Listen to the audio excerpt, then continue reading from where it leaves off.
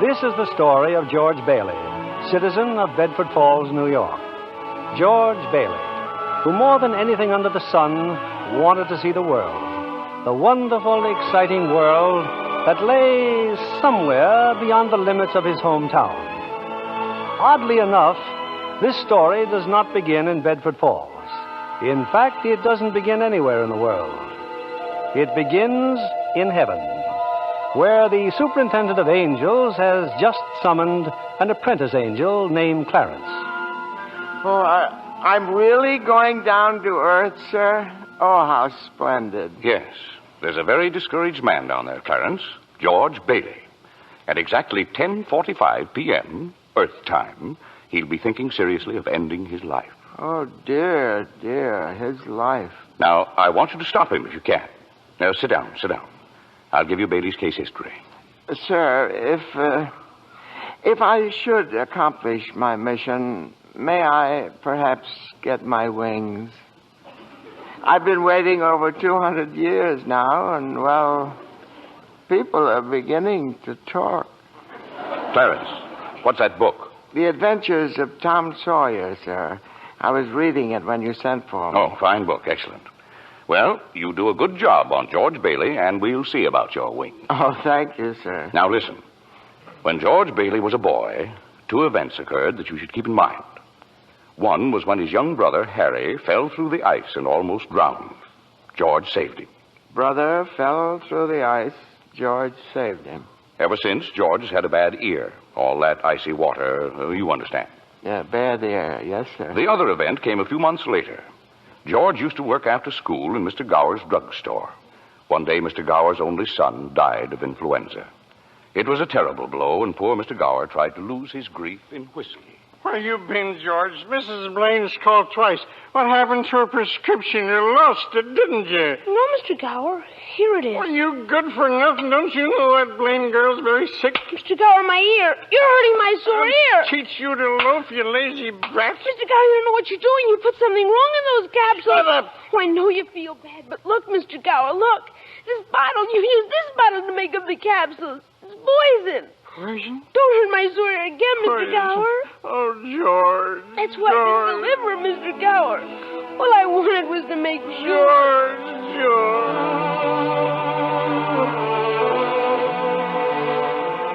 Well, Clarence, that was George Bailey as a boy. When he grew up, he wanted to go to college, but there just wasn't the money. So he worked 4 years in the Building and Loan Association. Building and Loan Association? Oh, I forgot to tell you. George's father was in the building and loan business. He and George's uncle, Billy. High ideals and low bank account. Anyway, George worked for his father and saved enough to see him through the university. That summer, though, he was going to Europe. Got a job on a cattle boat. Do a little traveling before college. Boy, oh boy, it's hard to realize it. My last night in the Bailey boarding house. Yeah, we're sure going to miss you, George. Oh, I'm going to miss you, too, Pop. Hey, what's the matter? You look tired. Oh, I had another tussle with old Henry Potter today. I thought when you put him on the board of directors, he'd ease up. Oh, so did I. I just can't understand a man like Mr. Potter. He can't begin to spend all the money he has. I guess Potter owns about everything he wants in Bedford Falls except our building and loan. That's why he hates us. Hey, George, can I borrow your tuxedo studs? Yeah, help yourself, Harry. Well, where are they? In your suitcase? I'm not taking a tuxedo on a cattle boat, you know. Say, where'd you get that suitcase anyway? Oh, Mr. Gower, going away present. And one of these days you're going to see that bag all covered with travel labels. Italy, Baghdad, Samarkand. Gonna have a pretty full summer, eh? I'm going to have a pretty full life. Hey, why don't you come to the dance tonight? What, I'd be bored to death? Well, you couldn't want a better death. Lots of pretty girls. Hey, I gotta hurry. I wish we could send Harry to college with you, George. No, we've got that all figured out now, Pop. He'll take over my job at the building and loan and work 4 years like I did, and then he'll go. Well, he's pretty young for that job. Well, no younger than I was. Maybe you were born older, George. Huh? George, when you get out of college, I don't suppose you'd come back to the building and loan. Oh, no, Pop, I just couldn't. I couldn't face being cooped up the rest of my life in a shabby little office. I'm sorry, Pop. Now, I didn't mean that, but it's just this business of nickels and dimes. I'd go crazy. I want to do something big, something important. Well, in a small way, we are doing something important, George. In that shabby little office, we help people figure out how they can own their own homes. I know, Pop. I just wish I'd felt that but I just feel like if I didn't get away, I'd bust. You're right, boy. You get yourself an education, then get out of here. Oh, Pop, you want a shock? I think you're a pretty great guy. Well, thanks, George. I'm glad to hear it. Look, why don't you go on over to Harry's dance? You'd have a good time. Well, I don't know. Maybe it will drop in. Yeah, maybe it will at that. So George Bailey went to a dance. Is that important, Joseph? Why, it was at the dance he met Mary Hatch. Oh. And 3 hours later, he was walking her home. George and Mary were feeling pretty good, Clarence. As a matter of fact, wonderful. Buffalo girl, can't you come out tonight? Can't you come out tonight? Can't you come out tonight? Buffalo girl, can't you come out tonight? And dance by the light of the moon. Hot dog, oh boy, just like an organ. At least. Hey, you know something? If it wasn't me talking, I'd say you were the prettiest girl in town. Well, why don't you say it? I don't know. Maybe I will. Hey, how old are you anyway? 18. 18? Too young or too old? No. It's just right. It sort of fits you. Hey, look where we are. Oh, the old Granville house. Yeah, I got to throw a rock. Oh, no, don't. I love that old house. Well, no, don't you know about deserted houses? You make a wish and then throw a rock. George, but it was such a lovely old place. I wish I lived there. In there? I wouldn't live in it as a ghost. Now, watch. Watch this. Here we go. How about it, huh? Pretty good shot, huh? Broke a window, huh? What'd you wish, George? Oh, I don't know. Not just one wish, a whole hatful. Mary, I'm shaking the dust of this crummy little town off my feet, and I'm going to see the world. Italy, Greece, the Parthenon, the Colosseum. And then I'm coming back here and go to college and see what they know. And then I'm going to build things. I'm going to build airfields and skyscrapers 100 stories high and bridges a mile long. And then I'm going to... Hey, Mary. What is it you want? What do you want, huh? You want the moon? All you got to do is just say the word now. Okay, the moon, I'll take it. Then what? Then what? Well, then you could swallow it. And it'd dissolve like an aspirin, you know. And the moonbeams would shoot out of your fingers and the ends of your hair. And you think I'm talking too much? Yes, why don't you kiss her instead of talking her to death? How's that? Youth is wasted on the wrong people. Well, hey, just a minute, mister. Hey, you come back here. I'll show you some kissing if you want to. George! Hey, Uncle Billy, look here. I'm going to kiss Mary. Watch. George, get in the car quick. Your father's had a stroke. What? George, get in, hurry.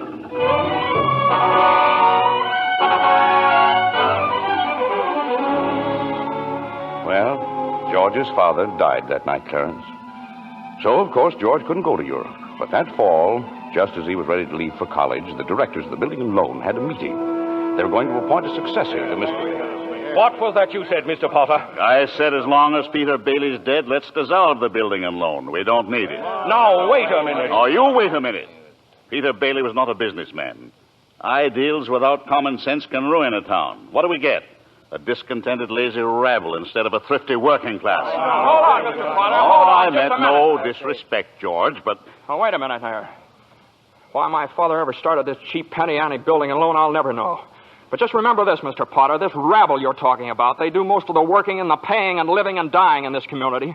Well, is it too much to have them work and pay and live and die in a couple of decent rooms and a bath? Anyway, my father didn't think so. People were human beings to him. But to you, a warped, frustrated old man, they're cattle. Well, in my book, Mr. Potter, he died a much richer man than you'll ever be. I'm not interested in your book, George. I'm talking about the building and loan. You're talking about something you can't get your fingers on that's galling. That's what you're talking about. Well, this town needs this measly one-horse institution, if only to have some place where people can borrow a few dollars without crawling to you. Now, come on, Uncle Billy. What happened, George? Yeah, all we heard was a lot of yelling. Boy, oh boy, you should have heard George. Yeah, they're in there voting us out of business. Oh, who cares? I can get another job. I'm only 41. 45. Well, you get out of here, George. You missed your boat trip. Do you want to miss college, too? George, we've just voted Potter down. We're still in business. Whoopee! We're still in business. We're still in business. But there's one condition, George. They've appointed you to take your father's place. Appoint me, but I'm going to college. Look, this is my last chance. Uncle Billy's your man. George, you've got to take it. They'll vote with Potter otherwise. They said so. They even...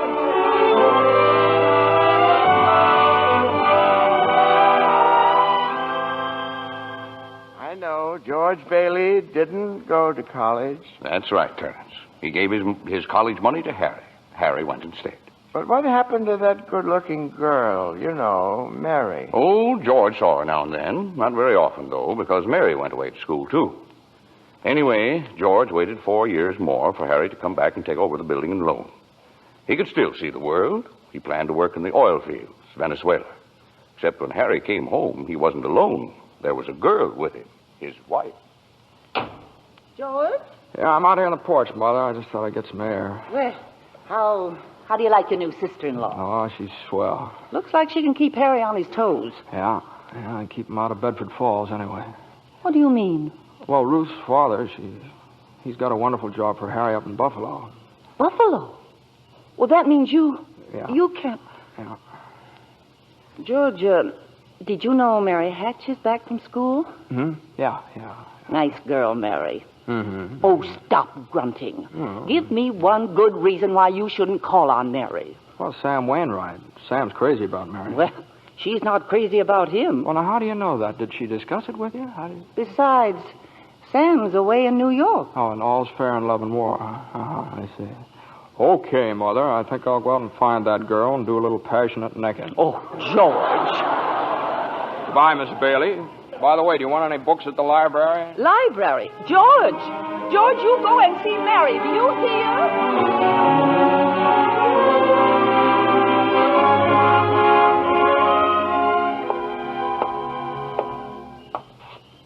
George, is that you out there? Oh, hello, Mary. Well, are you coming in? I just happened to be passing by here. Oh, I thought you were picketing. Have you made up your mind? How's that? Have you made up your mind? About what? About coming in. Your mother just phoned. She said you were coming over. My mother just phoned. What does she mean, Carla? I just happened to be passing by, that's all. I didn't... Well? Well, all right, I'll come in for a minute, but I didn't tell anybody I was coming here. You fella can't go out for a walk nowadays without you... When'd you get back? Tuesday. Where'd you get that dress? Do you like it? It's all right. Well, no point standing here on the porch. Come on in. I still can't understand it. I didn't tell anybody I was coming here, you know. Would you rather leave? Well, no, I don't want to be rude. Sit down for a while. It's nice about your brother and Ruth, isn't it? Yeah. That's all right. Don't you like her? Well, of course I like her. She's a peach. Oh, just marriage in general you're not enthusiastic about, hmm? No. Marriage is all right for a lot of people. It's all right for Harry and Sam Wainwright and you. For Sam? Harry? It's George Bailey, Mother. What's he want? I don't know. What do you want? Me? Not a thing. Not a thing, and I just came in to get warm. He's making violent love to me, Mother. You just tell him to go right back home. Sam said he'd call you tonight from New York, didn't he? I guess so. How about some music? Your mother needs... I didn't come here to... What did you come here for, then? I don't know. You're supposed to be the one with all the answers. You tell me. Oh, why don't you go home? I don't know why I came here in the first place. Good night. Good night. The way you're shouting, you'd think that... You'd think what? All right, I'll get it. George, on your way out, would you mind turning off the phonograph? I'd be very happy to. Doggone crazy song. Hello? Sam? Mary, gee, it's good to hear your voice. How are you, Sam? I forgot my hat. Hee-haw. What? Oh, I was just talking to an old friend of yours, George Bailey. Oh, Mossback George? Old Mossback George. Well, put him on. I'll talk to him, too. Wait a second. George. He doesn't want to speak to George. He does so. He asked for him. Why'd you call me? Because if I'm in a hurry. Sam wants to talk to you. Oh. Hiya, Sam. Hey, fine pal you are, trying to steal my girl. What do you mean? Nobody's trying to steal anybody's girl. Here, Mary, take the... No, wait, George. I want to speak to you both. Tell Mary to get in the extension upstairs. He says for you to get on the extension upstairs. I can't. Mother's on the extension. We can both hear, George. Just put your head a little closer. What? There, that's better. We're listening, Sam. Well, I have a big deal coming up that's going to make us all rich. George, remember that time you told me about making plastics out of soybeans? Soybeans? Yeah. Soybeans, Well, my father's checked into it, George, see? And now he's going to put up a factory. How do you like that? A factory, huh? And here's the point, George. I may have a job for you unless you're still married to that broken-down building and loan. Oh, Mary? I'm here. You tell that guy I'm giving him a chance of a lifetime. Do you hear? He says it's the chance of a lifetime. Give me that phone. Here's George again, Sam. George. Now, you listen to me, Mary. I don't want any plastics, and I don't want any job, and I don't want to get married ever to anyone. Do you understand that? I want to do what I want to do, and you're not going to trick me. And you're... Mary. George. Mary. Oh, Mary, darling, I love you, Mary.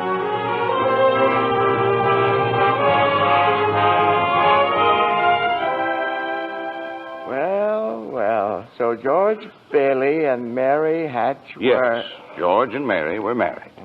And they started off on their honeymoon in Ernie Bishop's taxicab. Hey, where are you two going on this here now honeymoon? We're going to shoot the works, Ernie. A whole week in New York, a whole week in Bermuda, the highest hotel, the oldest champagne, the hottest music, and the prettiest wife. So you're finally getting out of Bedford Falls, huh? Then what? Then what, honey? After that, who cares? That does it. Hey, you know, Mrs. Bailey, I haven't kissed you. Hey, George, there's something funny going on over there. Look over there at the bank. It looks like a run. All right. Pull over a minute, will you, Ernie? George, let's not stop. Please, let's go straight to the No, wait a station. minute. I'd better see what it is. I'll be right back. George, please. George!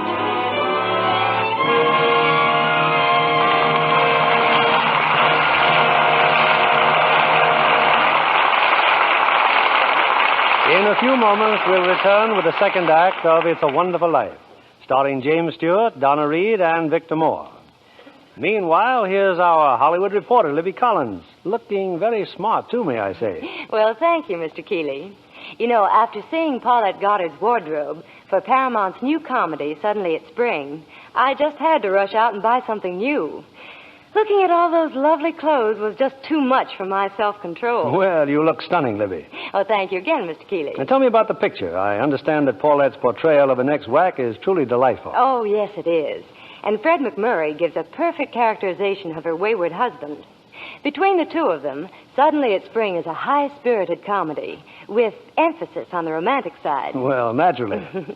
But really, Mr. Keeley, that wardrobe of Miss Goddard certainly will make clothes-conscious girls sit up and take notice. I'll bet you think so, too, Mr. Kennedy. Well, Libby, men seldom know much about styles. Well, what I notice about a dress is the general effect when a woman wears it. Some girls always seem to have that right-on-the-beam look. You know what I mean. Well, I think what you have in mind, Mr. Kennedy, is good grooming. Screen stars certainly put great emphasis on it. A perfect hairdo, fresh, beautifully cared-for skin. Those are essentials. That must be the reason Lux Toilet Soap continues to be a studio standby, no matter how often other styles change. Well, that's what Miss Goddard told me. She says her beauty facials are so quick and easy and work so well. She's never without a supply of Lux Toilet Soap. I can depend on it for daily complexion care, she said. I wish you'd tell the ladies in our audience how easy these Lux Soap facials are, Libby. Well, here's what Paulette Goddard does. She says, I cover my face with the fragrant Lux Soap lather and work it well in. I rinse with warm water, then cold, and use a soft towel to pat my skin dry.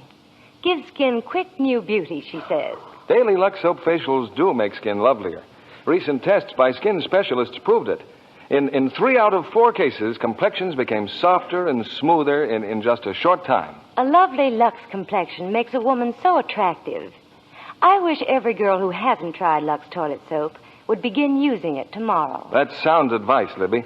When 9 out of 10 screen stars recommend a beauty soap, you know it has to be good. So why not try Lux Toilet Soap, Hollywood's own complexion soap?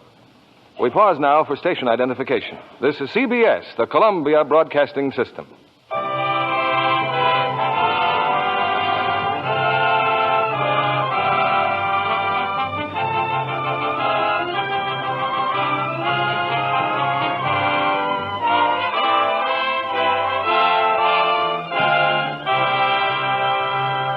Act 2 of It's a Wonderful Life, starring Jimmy Stewart as George, Donna Reed as Mary, and Victor Moore as Clarence.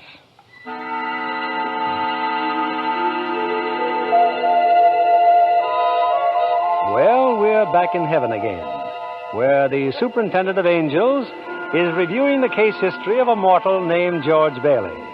Clarence, the apprentice angel, is very eager to depart on his mission to the earth. Poor George Bailey.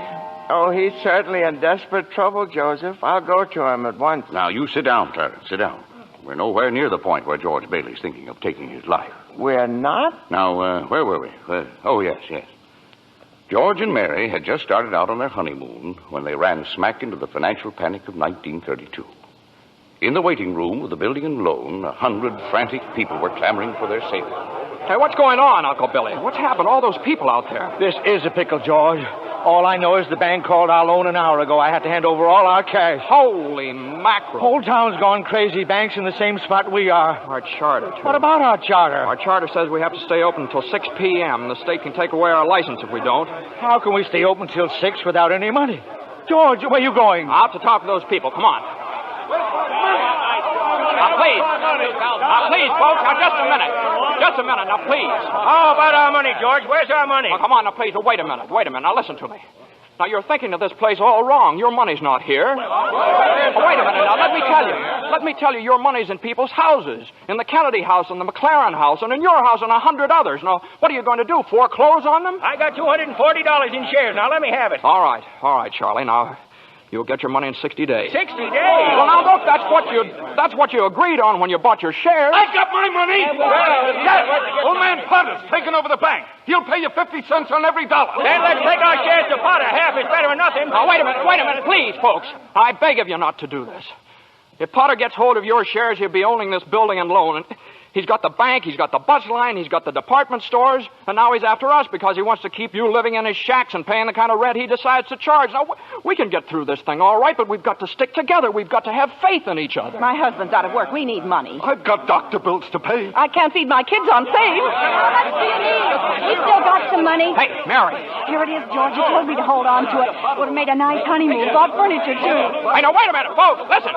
I've got $2,000. All right, Charlie, how much do you need? $240. No, Charlie, now listen, just enough to tide you over. I said $240. Okay. Uncle Billy, give Charlie $240. All right, Ed. Now, how much just to get by? $20, I suppose. Now you're talking. Now, Mrs. Thompson, how about you? $20 will do me. Good. $20. Uncle Billy, pay it back when you can now. Pay it back when you can. All right. Who's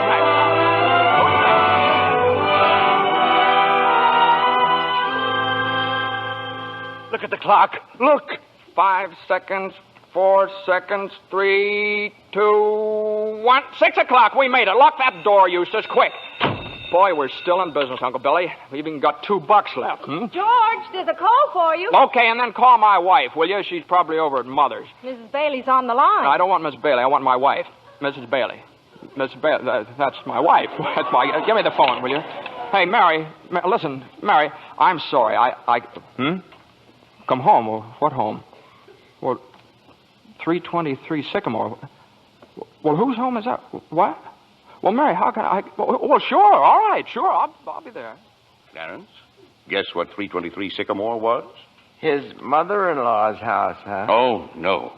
Number 323 Sycamore was the old Granville house, the one George threw rocks at and made wishes.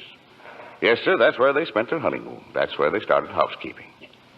They were still living there 2 years later when old man Potter asked George to stop over at his office. Sit down, George. Sit down, do. Have a cigar? Well, thank you, sir. George, you're a young man, married, making, say, $40 a week at the building and loan. 45. 45. Now, if you were some ordinary yokel, I'd say you were doing fine. But George Bailey is intelligent, ambitious. He hates the building and loan almost as much as I do. He's been dying to get out of town ever since he was born, but he's trapped. Trapped into frittering his life away playing nursemaid to a lot of garlic eaters. Do I paint a correct picture, George, or do I exaggerate? Well, what's your point, Mr. Potter? My point is that you're the only man in town who has licked me. George, I want to hire you. Manage my affairs. I'll start you off at $20,000 a year. $20,000 a year? Hey, are you sure you're talking to me? I'm George Bailey. Don't you remember me? The building and loan, remember? Yes, George Bailey, whose ship has just come in, providing he has sense enough to climb aboard. Well, but what about the building and loan? Confound it, man. I'm offering you a 3-year contract at $20,000 a year. Is it a deal or isn't it? No. The answer is no, doggone it. If you offered me $1 million to stay around this town and play stooge to you, the answer would still be no. Now, let me alone. Don't bother me.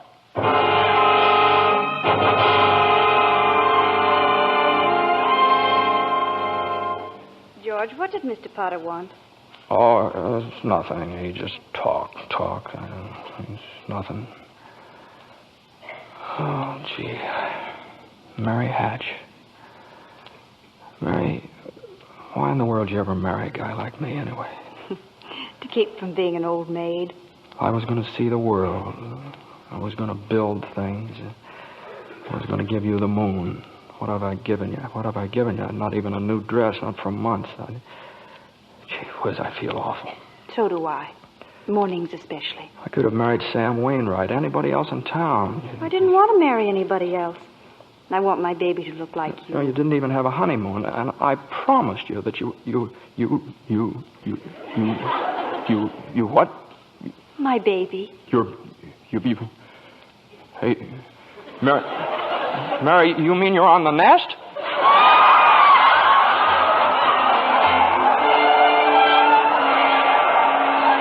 Well, Mary had her baby, Clarence, a boy.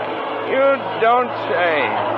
Then she had another one, a girl. Well, what do you know? Night after night, George had come home late from the office. Things weren't good with the building and loan.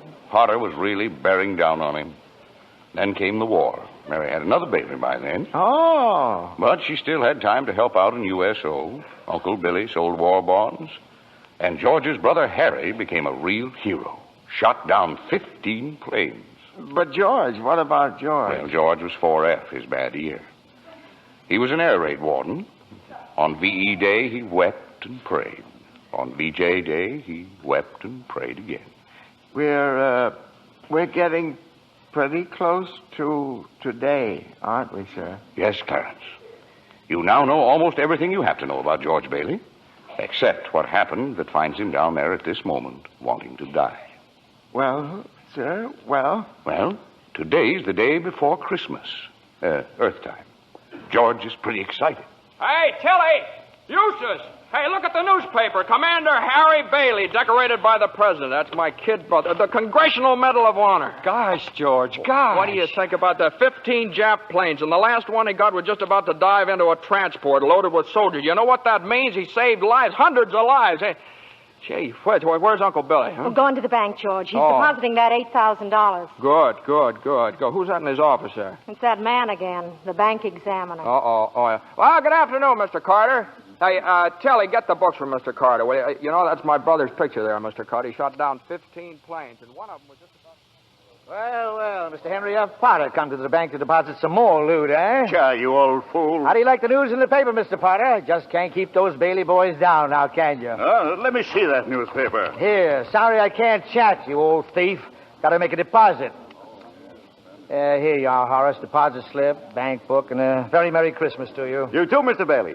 Say, you've forgotten something, haven't you? Horace, I've forgotten things all my life. Get a wiggle on, boy. But, Mr. Bailey, where's the money? What's that? You want to make a deposit? Well, certainly I want. Well, it's customary to bring the money with you. It's gone. Where'd I put it? Where'd I put that money? A terrible thing, Clarence, terrible. Uncle Billy couldn't find the money because the envelope with the $8,000 was folded up in that newspaper he gave to old man Potter. I just don't know what happened to it, George. I just don't know. $8,000. Uncle Billy, the bank examiner's here, and it's not our money. It belongs to the depositors. George, what are we going to do? We've traced every step I took. We can't stand here in the street. Are you sure you didn't put that envelope in your coat pocket? I think so. Maybe. Oh, I'm no good to you, George. I'm no good. Now listen to me. Think, will you? Now try and think. I can't think anymore. I can't. Where's that money, you silly old fool? You know what this means? It means bankruptcy and scandal and prison. One of us is going to jail. Well, it's not going to be me. Now get out of my way. I'm going home.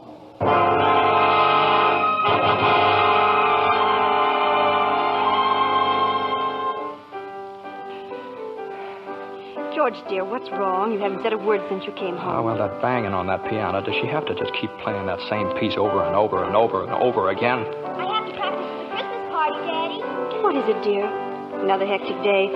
Yeah, Yeah, another red letter day for the Dad, Baileys. Murphy's got a brand new car. You should see it. What's the matter with our car? Isn't it good enough for you? I'm sorry, Dad. I only... Run upstairs, Petey. See if Zuzu's all right. Okay, Mom. Now, what do you mean? What to see if Zuzu's all right? What do you mean? Oh, she caught a little cold coming home from school. She didn't button up her coat. Well, what is it? What do you mean, just a cold? George, the doctor said it was nothing serious. Was the doctor here? Well, I thought he'd better look at her. It's his old drafty house. No wonder we don't all have pneumonia. Might as well be living in a refrigerator. Why'd we have to live here in the first place and stay around this measly, crummy old town? George, what's happened? Everything's happened. You call this a happy family? Why do we have to have all these kids? Daddy, how do you spell frankincense? I don't know how you spell. You ask your mother. Where are you going? Upstairs to see Zuzu. Hello? Oh, thank you, Mrs. Welch. I'm sure she'll be all right. Who's that? Zuzu's school teacher. What? Oh, yes, the doctor says she'll be fine tomorrow. Here, give me that phone. George, please. Mrs. Welsh? Well, this is Mr. Bailey. Say, what kind of a teacher are you anyway? What do you mean sending Zuzu home like that half naked? You realize you probably end up with pneumonia just because of your stupidity? You know, maybe my kids aren't the best dressed kids in town, but at least... Hello. Janie, will you stop playing that lousy piano? Cut it out. Stop it. George, for heaven's sake, what's wrong with you? I'm sorry. Janie, I'm sorry. Mary, I've just got to get out of here.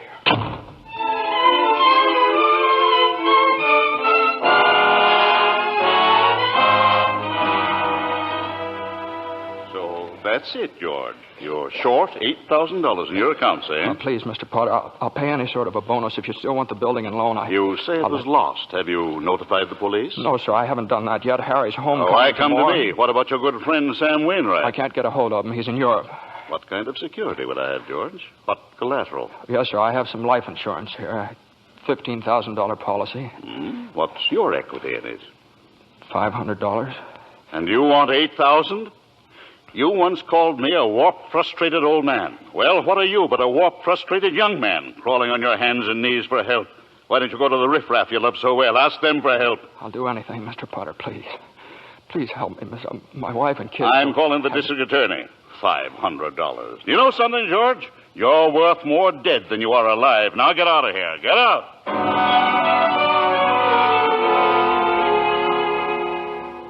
And all the time, Potter had the $8,000 in his desk drawer.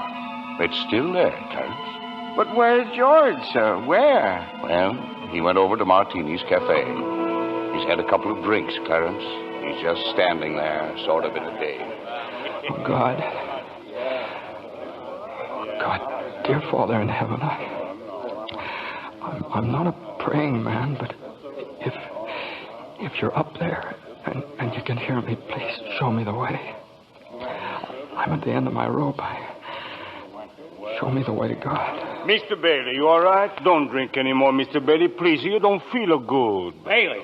Did you say Bailey? Which Bailey? This gentleman is Mr. Bailey, George Bailey. George Bailey, huh? And the next time you talk to my wife like that, she'll get worse. It isn't enough she slaves teaching your stupid kids how to read and write. You got to ball You out. get out of here, Mr. Welch. You hit my best friend. Get out. All right, all right. Mr. Bailey, you okay? Who's that? Mr. Welch, but don't worry. He don't come in this place no more. I'll get something for your face. It's bleeding. I'm all right. Please don't go away, Let me Mr. alone. Bailey. Please don't Let me go alone. away.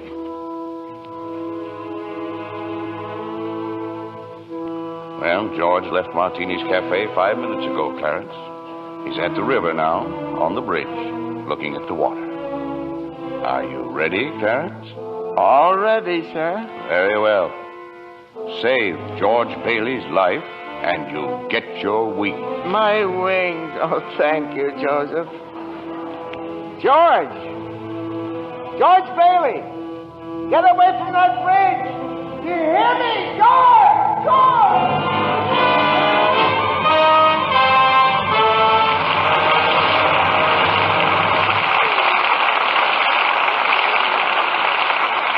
In just a moment, we'll bring you Act 3 of It's a Wonderful Life, starring Jimmy Stewart, Donna Reed, and Victor Moore. The popular theory about beautiful blondes is that they're content to be merely decorative. Our lovely guest tonight, Miss Susan Blanchard, completely disproves that idea. Besides being a hard-working Fox starlet, Susan, I understand you're a wonderful cook. I really love housekeeping, Mr. Keeley. But most of all, I enjoy the training I get at the studio. It's work, but it's fun, too. You're an Easterner, aren't you, Susan? Yes, a native New Yorker. I thought so. It was the Broadway theater that inspired me to think of show business as a career. Well, that's interesting. I used to save my allowance and go to every play I could. One of my favorite actresses was Jane Wyatt. Uh-huh. Imagine, Mr. Keeley, what a thrill it was for me to meet her right here in Hollywood. Jane Wyatt's latest picture, Boomerang, was made in the East, I understand. Yes. But she and Dana Andrews, who stars in Boomerang with her, were in Hollywood to see a studio showing of the picture. Oh, I see. Jane Wyatt is my ideal of a stage and screen star. So talented and so lovely to look at. Just as lovely in real life, too. She is indeed. It wasn't long before I discovered that she's as keen about Lux toilet soap for beauty care as I am. You know, I'm a Lux girl, too. We're glad to hear you say that, Miss Blanchard, because that's a very beautiful Lux complexion I see before me. Just right for blue eyes and ash blonde hair. Thank you, Mr. Kennedy. Any girl in pictures is delighted to find out about Lux toilet soap as a beauty care. Active lather facials are so quick and easy, and they really make a difference in your skin. Thousands of busy, attractive women have discovered that, Miss Blanchard. Daily Lux Soap Complexion Care does make skin lovelier. Otherwise, it wouldn't be the choice of 9 out of 10 screen stars. Lux toilet soap is all around beauty care for me. I use it as a bath soap, too. It has such delightful perfume, leaves a lovely fragrance on the skin. Thank you, Miss Susan Blanchard. I hope our audience will be seeing that lovely Lux complexion of yours in a screen close-up one of these days.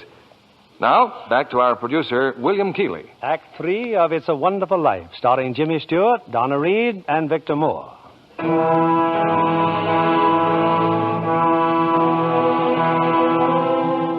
Numb with despair, convinced, as Mr. Potter said, that he's worth more dead than alive, George Bailey stands on a bridge, staring at the dark and frigid waters below. Suddenly, there's a splash.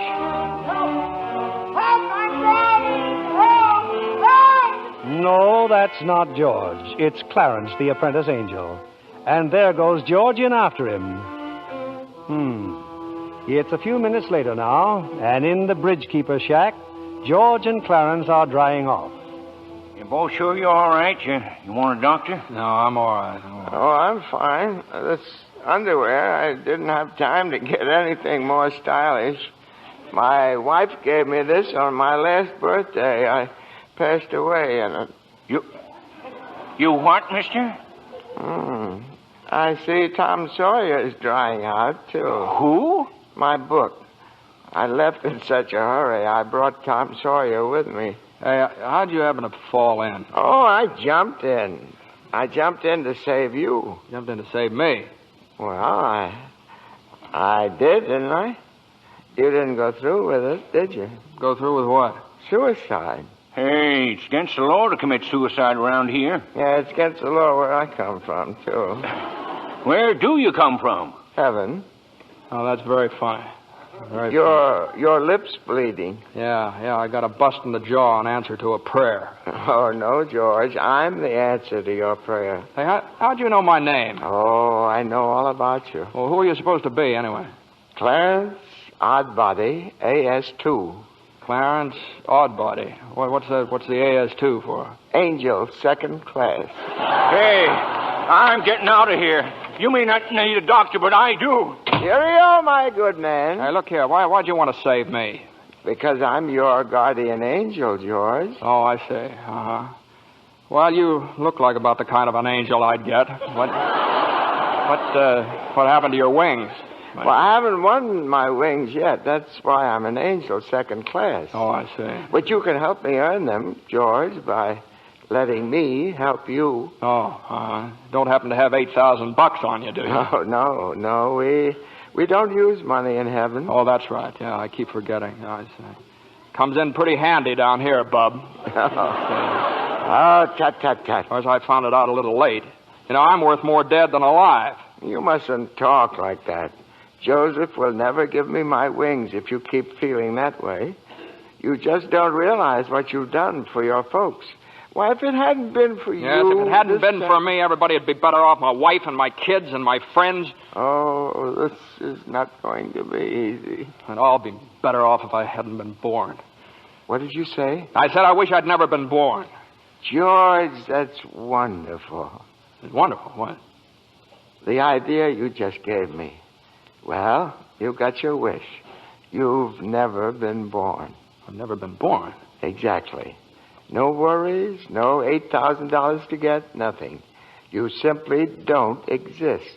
All right, okay, all right. George, I can do things, strange things. I can show you the world, George, the way it would be if you hadn't been born. Hey, wait a minute. This ear of mine. Hey, say something else in that bad ear. You don't have a bad ear anymore. Oh, I don't think you're concentrating. Oh. Don't you see? You're not the George Bailey you think you are. You're nobody. Oh, that's the doggonest thing I ever saw, that ear. Your lips stopped bleeding, too. Yeah. Hey, what's happening around here? What is this, anyway? I need a drink. That's what I need. What about you, Angel? You want a drink? Well, I don't quite know. Come on. We'll go as soon as our clothes are dry. Clothes are dry, George. Hey, so they are. That's funny. Well, look, let's get dressed and we'll stroll over to Martini's and then... excuse me. I'll stroll. You fly. Yeah. Oh, no, I don't have my You don't wings. have your wings yet. No. That's right. I forgot that. I can. A couple of drinks and we'll both fly, huh?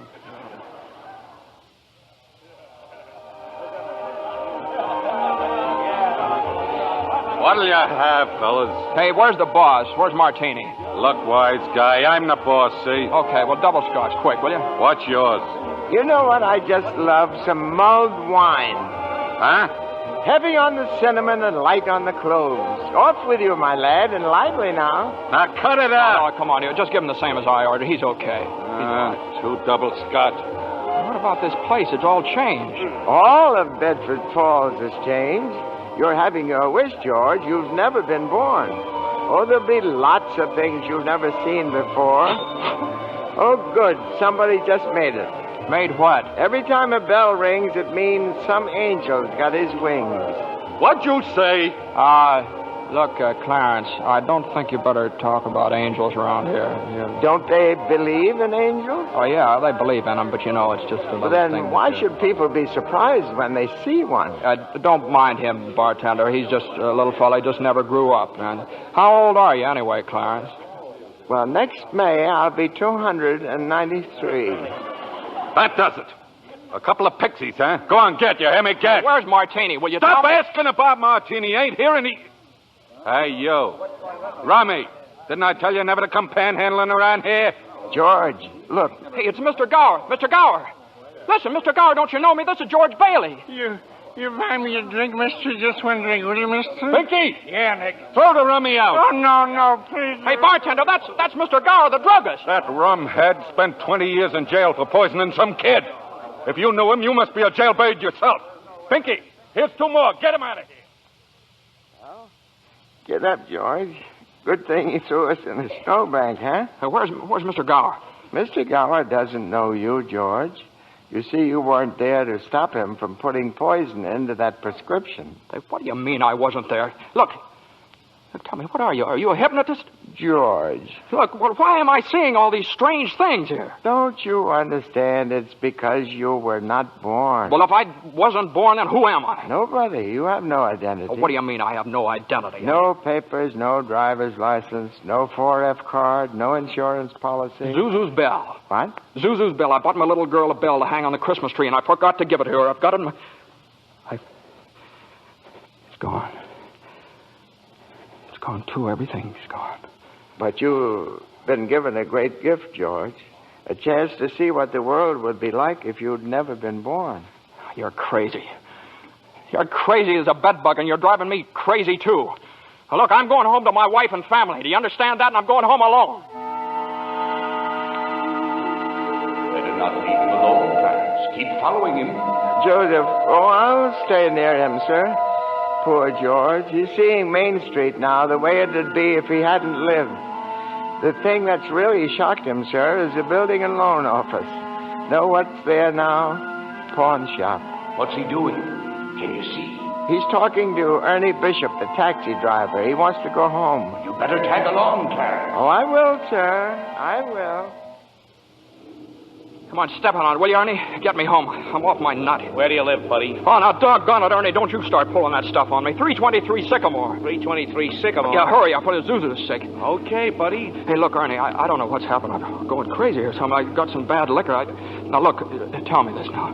You're Ernie Bishop, right? And you live with your wife and kid down You seen my wife? What do you mean? I've seen your wife. I've been in your house 100 times. What do you... We built it for you, didn't we? Bud, my wife took the kid and ran away 5 years ago, and I ain't never seen you before in my life, see? Okay, Ernie, okay. Just step on it. Get me home.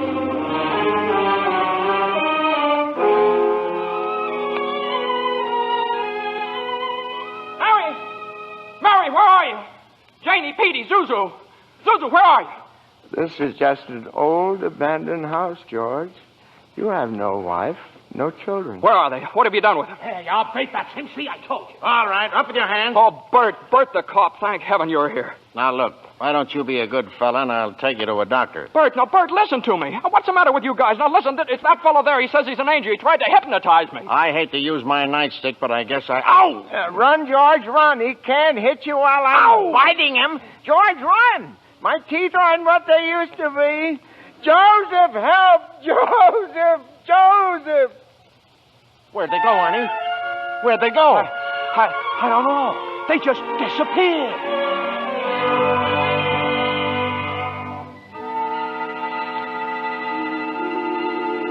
Clarence. Oh, Joseph, I hope you don't mind my calling on you like I did. It was very irregular, Clarence.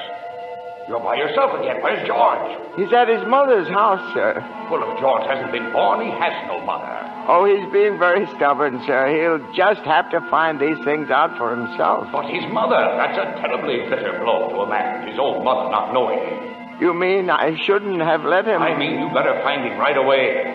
Oh, and stop fighting policemen, Clarence. I'm here again, George. My own mother didn't know me. If only Harry were here. If my brother were only back from Washington. Your brother fell through the ice and was drowned at the age of 9. Well, that's a lie. He got the Congressional Medal of Honor. He saved the lives of every man on that transport. Every man on that transport died. Strange, isn't it?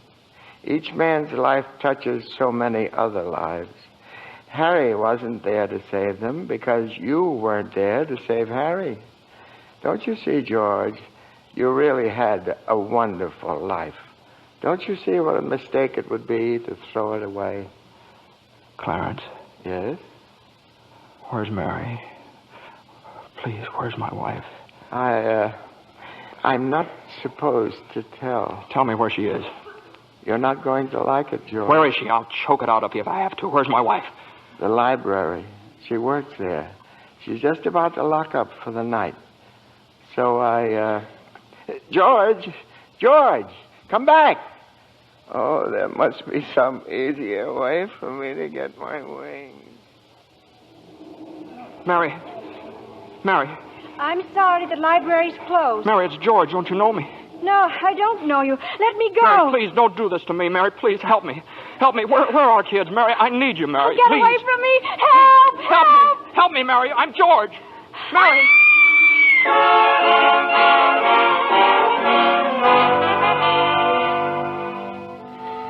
Clarence. Oh, where is he, Joseph? Where's George? I'm afraid I've lost him, sir. You knew you shouldn't have let him try to see Mary. Now they're after him, a mob. They think he was trying to hurt her. Joseph, I won't even get one wing, will I? You have one more chance, Clarence. Get over to the bridge by the river. I think George has seen just about enough. But the mob... But don't worry. They've lost him, too. Now, hurry up. Oh, thank you, Joseph. Thank you. Clarence, where are you? I'm here, George. Help me, Clarence. Get me back. I don't care what happens to me. Only get me back to my wife and kids, please. I want to live again. Oh, thank you, George. Thank you, boy. I want to live again, please. Oh, God, please let me live again. George? Is that you down there, George? Now get out of here, Bert. Get out of here. You come in any closer, I'll let you have it. What the hell are you yelling for, George? Come on. George, Bert, do you know me? No, yeah. I've been looking all over town for you. Where you been? Hey, Bert, I'm alive again, Bert. You sure you're all right? Hey, your mouth's bleeding. It is. Hey, my mouth's bleeding. Bert, look at the blood come out of there, would you? And where's Zuzu's Christmas bell, Bert? I had it right in my pocket. Here it is. Hey, it's in my pocket. What do you know about it? Hey, Merry Christmas, Bert. Well, Merry Christmas. Get in the car. I'll drive you home. You will, Bert? We'll do that. And turn the siren wide open, huh? Merry Christmas, Bedford Falls. Hey, Merry Christmas, old building and loan. Merry Christmas, Mr. Potter. Yippee! Come on. Hey, Bert, come on in with me, huh? What is these people, these reporters? Hey, Merry Christmas, reporters. Hey, Mr. Bank Examiner, Merry Christmas. Mr. Bailey, there's a deficit. I know, $8,000, I'll bet, huh? George, I've got a little paper here. I'm sorry. I bet it's a warrant for my arrest. Isn't that wonderful? Merry Christmas. Hey, where's Mary, you know? Look at this wonderful old drafty house. Isn't it wonderful? Have you seen my wife? Where's Mary? Mary! Merry Christmas! Kids! Hey, kids! Janie! Petey! Hey, I could eat you up. Where's your mother? She went looking for you, Daddy, with Uncle Billy. Oh, Daddy? Zuzu, my little ginger snap. How do you feel, huh? Fine, Daddy. Not a snitch of temperature. Not a snitch of temperature. Hallelujah! George, darling. It's Mommy. Mommy's home. Mary. George, where have you been? Mary. George, Mary, now, George.